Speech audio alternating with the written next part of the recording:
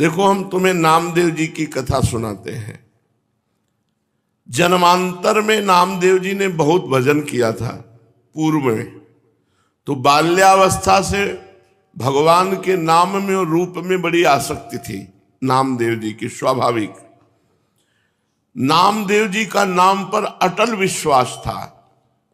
बाल्यकाल से ही सर्वदा वो विठ्ठल विठ्ठल विठ्ठल, जय राम कृष्ण हरि, जय राम कृष्ण हरि, ऐसा जपते रहते थे नामदेव जी।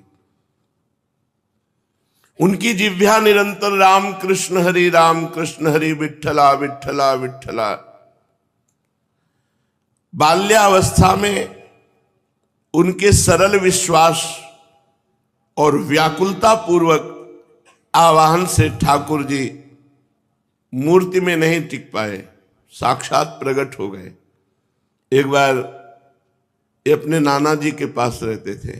इनका प्रादुर्भाव भी किसी पुरुष से नहीं हुआ, माता का गर्भ रहा और आप प्रकट हो गए। पूर्व जन्म के कोई बहुत बड़े भजनानंदी महापुरुष थे। इनकी माता जी बाल्यकाल में अपने पिता से अर्थात नामदेव जी के नाना से पूछा कि मेरा पति कौन है, तो उन्होंने ठाकुर जी को बताया, ठाकुर जी आपके पति हैं। तो बाल्यावस्था से उन्होंने दृढ़ निश्चय करके वैसे ही व्यवहार जैसे एक नवकिशोर पुरुष से किया जाता है, वैसे ही ठाकुर जी पर दृष्टि रखना, और वो दृष्टि माधुर्य भाव से रखना, श्रृंगार भाव से, कांता भाव, प्रभु मेरे पति हैं। जब ये नवयुवती हुई तब इन्होंने प्रभु से कहा कि मेरी मांग है कि मेरे संतान हो अब आपसे, जब आप हमारे पति हो तो आप हमारे संतान प्रदान करें। तो अनंत ब्रह्मांड जिनके संकल्प से प्रकट हुए, उन्हीं भगवान के संकल्प से नामदेव जी महाराज गर्भ में आ गए। अब जब गर्भ बढ़ने लगा तो आपस में लोगों की चर्चा हो रही, देखो सयानी लड़की का ब्याह न हो करने से यही दुर्गति होती है। ये चर्चा नामदेव जी के नाना के कान में पड़ी। अभी नामदेव जी गर्भ में ही थे। उन्होंने बेटी को बुलाया और कहा, ऐसा तो हम कभी नहीं सोच सकते थे कि हम इतने महाभागवत ठाकुर जी की सेवा परायण, बच्चापन से तुम्हें धर्म की शिक्षा दी, तुम गर्भ कैसे धारण कर लिए, कौन है तुम्हारा पति? तो उनका, पिताजी आप नाराज मत होइए, जिनको आपने पति बनाया कि ये तुम्हारे पति हैं, उनके सिवा आज तक मैंने किसी को देखा नहीं, किसी को छुआ नहीं। ये गर्भ मैं भगवान को साक्षी करके कहती हूँ कि भगवान का ही है, इन्हीं का दिया हुआ है। बड़े प्रसन्न हुए, बोले अब मुझे किसी की परवाह नहीं कि कौन क्या करता है। तब नामदेव जी प्रकट हुए, बचपन से ही विठ्ठला विठ्ठला विठ्ठला। अब नामदेव जी जैसे जैसे होश में आने लगे तो नाना जी को सेवा करते देखते ठाकुर जी की, श्याम सुंदर की, उनके भी मन में आता। छोटे बच्चे थे, नाना जी मैं भोग लगाऊं, नाना जी मैं ठाकुर जी को स्नान कराऊं। तो उन्होंने कहा, जब हम किसी कार्य से बाहर जाएंगे तब तुम्हें सेवा दे देंगे, अभी तुम बहुत छोटे हो। थोड़ी देर में फिर आते, नाना जी देखो मैं बड़ा हो गया। बोले एक दिन में थोड़ी बड़ा हो जाता है, अभी थोड़ा और समय लगे। दूसरे दिन फिर, अब नाना जी बड़ा हो गया। बोले ठीक है, तुम सेवा के लायक बड़े हो गए हो, लेकिन जब हम जाएंगे कहीं तब। तीसरे दिन, नाना जी आप कब जा रहे हैं, कहीं तो जाइए आप। तो उनको ठाकुर सेवा के निमित्त से कुछ सामान लाने के लिए जाना था। तो कहा, देखो बच्चापन मत करना, हमारे ठाकुर जी भूखे ना रह जाए, उनको दूध पिलाओ, भोग सामग्री। बहुत प्यार से ठाकुर सेवा की जाती है। अरे भोग रख दिया, पर्दा लगा दिया, ऐसे नहीं हमारे यहाँ किया जाता। पर्दा भी लगा दिया तो पर्दा के अंदर आप बैठो, एक हाथ में पंखा हो और एक हाथ से ऐसे पवाते जा रहे हो। लाड़िले हैं, राजकुमार हैं, हमारे प्राण प्यारे हैं, अपने यहाँ ऐसे ही भोग लगाते हैं राधा पी जी को। एक लोग बैठो पद सुनाओ, दूसरा पवाओ, उनको ऐसे गान बजान के से दुलार करके पाओ। कोई भूखे थोड़ी है, तुम्हारे भाव के भूखे। 45 मिनट भोग लगता है कम से कम, ऐसे पवाया जाता है। अब नाना जी गए, बहुत नाच पड़े कि आज मुझे ठाकुर सेवा मिली है। अब नामदेव जी ने जैसे नाना जी भोग पधराते थे पधराया, और इसके बाद वो पर्दा लगा के अंदर हो जाते थे, वो तो देख नहीं पाते थे, तो पर्दा लगा के आप अंदर हुए। अब भोग सामग्री में जैसे जल फेरा के जल रखना, भोग लगाना,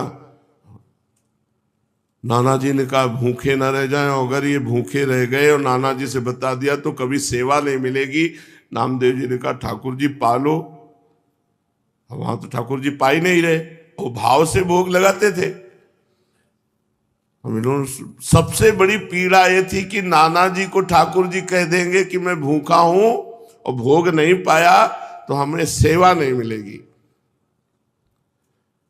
नामदेव जी ने बार बार प्रार्थना की, जब नहीं पाए तो नामदेव जी ने कहा कि देखो अगर नहीं पाओगे छुरी ली, अपना अपना गला काट देंगे, आपको पाना पड़ेगा, नहीं हमारी सेवा छूट जाएगी। अब वो सीधे एकदम सरल बच्चा बिल्कुल सच्चाई में उतर आए, वो भगवान प्रकट हो गए। कहा पाओ, बोले हम रोज वैसे ही पाते थे जैसे तुम पर्दा लगा दिया, हम ऐसे भाव से पा लेते थे, तुम तो जबरदस्ती कर। बोले नहीं, पूरी थाल का पाओ। जब शिकायत करोगे नाना से कि हमें वो ठाकुर जी बातचीत कर रहे हैं, अपने हाथ से नामदेव जी दूध पिला रहे ठाकुर जी को, तो अत्यंत व्याकुलता और सत्य भाव कि ठाकुर जी हैं, ठाकुर जी को प्रकट होना पड़ा और दुग्ध पान किया। बड़ी प्रसिद्धि नामदेव जी की, नाम का प्रकाश। भगवान विट्ठल उस दिन से रोज वार्ता करते थे नामदेव जी से। एक बार काशी आदि तीर्थों की यात्रा करके निवृत्तिनाथ, ज्ञानेश्वर, सोपानदेव, मुक्ताबाई, नामदेव और गोरा कुम्हार जी के घर ये सब बड़े बड़े संत बैठे हुए थे। समस्त साधुजन गोरा कुम्हार भी बड़ी ऊंची के स्थिति के महात्मा थे, तो उनके यहाँ एक थापी पड़ी हुई थी जिससे मटकी को गोल किया जाता है।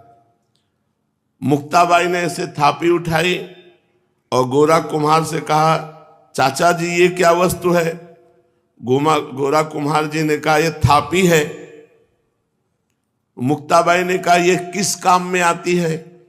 गोरा कुम्हार ने कहा इससे मिट्टी के घड़े को ठोक ठोक करके देखा जाता है कि पक्का हो गया कि कच्चा भी है। मुक्ताबाई ने कहा अच्छा, इससे देख करके पता चलता है पीट करके कि घड़ा पक्का है या कच्चा? तो मैं देखूं घड़ा पक्का है कि कच्चा? तो उनका देख लो। उन्होंने समझा घड़े की बात। उन्होंने ज्ञानदेव, सोपानदेव, एकनाथ जी, बड़े बड़े भक्त जो बैठे थे सब कैसे थापी मारी, कोई नहीं बोला। जब नामदेव जी के थापी मारी तो उन्होंने कहा ये क्या है, ये क्या खिलवाड़ कर रहे, सर पे थापी मार। बोले चाचा ये घड़ा कच्चा है। ये बोल पड़ा ये घड़ा कच्चा है। तो सब संत हंस दिए और गोरा कुम्हार जी भी हंस दिए और कहा अच्छी बात है, कच्चे है नामदेव। गोरा कुम्हार ने जब कहा कि हाँ कच्चा, तो नामदेव जी को बड़ा सकुच लगा, एक अपमान जैसा प्रतीत हुआ और वे क्रुद्ध हो गए। उन्होंने कहा आप दोबारा थापी हमारे माथे पे मत मार देना। और सब लोगों ने हमें कच्चा क्यों कहा? यह अन्यायपूर्ण क्रिया साधु को करके ऐसा थोड़ी किया जाता है, नामदेव जी ने कहा। गोरा कुमार और अन्य साधुओं के मस्तक पर जब थापी थप थप करके लगी तो किसी ने नहीं बोला, लेकिन नामदेव जी को गुस्सा आ गया और नामदेव जी ने ऐसा बोला। गोरा कुम्हार जी ने कहा यह कच्चा घड़ा पक्का है, मतलब इसमें संशय नहीं है, नामदेव जी कच्चे साधु हैं। अब उनको और सब संतों के बीच में ऐसा जब कहा तो हृदय में बड़ा चुभा। नामदेव बुरा मत मानना, तुम भक्त अवश्य हो, इसमें कोई संशय नहीं, पर अभी तुम्हारे अभिमान को कोई चोट नहीं पहुंचाया, अभी तुम्हारा अभिमान सुरक्षित है, इसलिए तुम कच्चे साधु हो। ठाकुर जी के पास वो एकांत में गए विट्ठल भगवान से, और विट्ठल भगवान से कहा कि सब लोग हमको कच्चा कह रहे हैं, तो मैं कहाँ से कच्चा हूं? कह रहे तुम्हारे अंदर अभिमान है, हमने वहां सभा में पूछा कि तुम कैसे कह सकते हो मैं कच्चा हूं, तो हमें जब भगवान साक्षात हमसे बात करते हैं तो कच्चा कैसे, तो उन्होंने कहा तुम निगूढ़ा हो, तुमने अभी तक गुरु नहीं बनाया इसलिए तुम कच्चे हो। तो मैं आपसे ये पूछ रहा हूं कि गुरु का कार्य क्या होता है, आपसे मिला देना हो, आप रोज हमसे बात करते हो तो हमें गुरु की क्या आवश्यकता है। नामदेव जी ने कहा, नामदेव जी अत्यंत दुखी पंढरपुर भगवान श्री विट्ठल जी से ऐसी जब प्रार्थना की तो विट्ठल भगवान ने कहा कि जो संतों ने निर्णय किया वो सच्चा निर्णय किया है, तुम अभी कच्चे हो। अब तो और जलन पैदा हो गई, अभी तक तो संत कह रहे थे, भगवंत भी कह रहे हैं, तो प्रभु बताओ मैं पक्का कब होऊंगा, क्योंकि मैंने आपके सिवा किसी को कुछ नहीं माना, आप ही सब कुछ हमारे हो।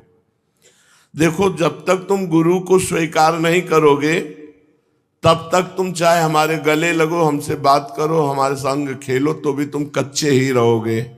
हम तुम्हारे साथ सदैव रहते हैं, किंतु इस पर भी तुम्हें किसी मनुष्य देहधारी पुरुष को गुरु रूप स्वीकार करके उसके सम्मुख साष्टांग दंडवत होकर उसकी शिक्षा ग्रहण किए बिना तुम पक्के साधु नहीं हो सकते, क्योंकि तुम्हारा अहंकार ज्यों का त्यों सुरक्षित है। जब गुरुदेव के चरणों में साष्टांग लोटोगे और उनके वचन सुनोगे तब तुम्हारा अहंकार नष्ट होगा। अतएव तुम गुरु का वर्ण करो। तो नामदेव जी ने कहा कि प्रभु मैं कहाँ गुरु खोजूं, किसको गुरु बनाऊं।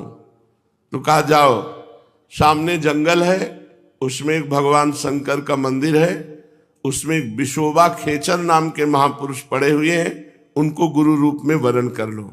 वहां गए, बड़ी विचित्र दशा देखी। वो बड़े अवधूत कोटि के महापुरुष, भगवान शंकर के पिंड पर जो चिन्ह है शिवलिंग, उस पे तो पैर रखे हुए हैं और डेहरी पे सर रखे हुए आराम से सो रहे हैं। नामदेव जी गए, उन्होंने कहा कि इनको क्या गुरु बनाए, ये तो साधारण वैष्णव धर्म को भी नहीं जानते हैं, शिवलिंग पर पैर रखे हैं और डेहरी पर सिर रखे हैं। कहा महात्मा शिव जी से पैर हटाइए। तो आंख खोल के देखा और कहा बेटा जहां शिव ना हो वहां पैर रख दो। इस बात को वो समझ नहीं पाए कि कण कण शिव स्वरूप है, कोई ऐसा कण नहीं जहां शिव ना हो। उन्होंने पैर पकड़ा और हटाया, जे ही हटाया तो वहां दूसरा शिवलिंग, जिधर हटाते उधर शिवलिंग, क्योंकि सिद्ध महापुरुष ओहो चरणों में गिर गए। कहा बेटा कोई कण ऐसा नहीं जहां भगवान ना हो। बस नामदेव जी के हृदय में ये बात बैठ गई, कोई कण ऐसा नहीं है जहां भगवान नहीं, सर्वत्र भगवान है। नामदेव जी को उपदेश दिया। नामदेव जी ने विशोबा जी के चरणों में आत्मसमर्पण कर दिया। नामदेव जी विट्ठल भगवान को केवल मंदिर में ही मानते थे। एक दिन एक कुत्ता वो ठाकुर जी के लिए भोग बना रहे थे, रोटी बना के ऐसे रखी, घी गरम कर रहे थे, वो रोटी लेके भागा। गुरुदेव की बात याद आई, कोई कण ऐसा नहीं जहां श्री भगवान न हो। तो कुत्ते में भी भगवान है। कटोरा घी का लेके पीछे भागे चले जा रहे, प्रभु रूखी मत खाओ, घी चुपड़ा लो, नाथ अब हमसे छुप नहीं सकते, गुरुदेव की कृपा हो गई, आप ही हो। कुत्ते में भगवान को ढूंढ लिया। भगवान विट्ठल भगवान कुत्ते से प्रकट हो गए और कहा देखा गुरु कृपा देखी, मैं ही मुक्ताबाई के हृदय में बैठकर तुम्हारे थाप मार रहा था, तो तुमने मुक्ताबाई में मुझे न देखकर मंदिर में आके शिकायत की, और आज गुरु कृपा हो गई तो कुत्ते में तुमने मेरे को पा लिया, कुत्ते में मेरा साक्षात्कार कर लिया। तो गुरु कृपा विशिष्ट है, केवल ग्रंथ से देखकर मंत्र पढ़ने से भगवत प्राप्ति नहीं होती, गुरु कृपा से होती। 6 महीने में भगवत प्राप्ति कर ली ध्रुव जी ने, क्योंकि नारद जी जैसे समर्थ गुरु द्वादशाक्षर मंत्र का उपदेश किया। पांडुरंगा के आदेश से नामदेव जी सिद्ध महापुरुष हो गए, सर्वत्र भगवान का। एक बार भूत प्रकट हुआ तो उसमें कहा जय हो लंबकनाथ, बहुत लंबा चौड़ा भूत, उसमें विट्ठल भगवान को देख लिया। नामदेव जी के निरंतर अश्रु चलता रहता और गुरु प्रताप से वो सर्वत्र भगवान का साक्षात्कार करते। अचित चित ईश्वरहा चेतन अचेतन सब कुछ भगवान है, ऐसा नामदेव जी को दर्शन होने लगा। व्यास, पाराशर आदि महर्षि गण ने चेतन अचेतन सब कुछ भगवत स्वरूप लिखा, भगवत स्वरूप देखा। इसलिए नित्य गुरु की आज्ञा में रहे, प्रकृति अविकृति विश्वयोनि शुभा नाना वर्णात्मिका अजा त्रिगुण सुनिलया अव्यक्ता निर्व्यापारः परार्था महन्मितसु, ऐसी दिव्य माया शक्तियों का पार पाकर वो परम पद का अधिकारी होता है जो गुरुदेव के चरणों का आश्रय ले लेता है। इस प्रकार चेतन अचेतन में सर्वत्र भगवत दर्शन कराने की सामर्थ्य केवल गुरुदेव में है। केवल मंत्र जपने से नहीं होगा कि तुम किसी किताब पुस्तक ग्रंथ से मंत्र ले लो और उसी से जपो और भगवान की प्राप्ति हो जाए। हमको ऐसे गुरु की जरूरत है जो आकार रूप धारण करके हमारे सामने हमको उपदेश करें, हमको डांटे, हमको दुलार करें, जिससे हम माया मुक्त हो जाएं। शिष्यस्य तद्दिनम देवी कोटि सूर्य ग्रहे समः चंद्र ग्रहण कालम ही तद्दिनम वरवर्णिनी गुरोर दर्शन मात्रेण सर्व पापै प्रमुच्यते तत्क्षणात् चलापांगी दानम कुर्याद् विचक्षयाः। हे महादेवी, जिस दिन गुरु दर्शन लाभ हो जाए उस दिन शिष्य को करोड़ों सूर्य ग्रहण में दान देने का फल प्राप्त हो जाता है।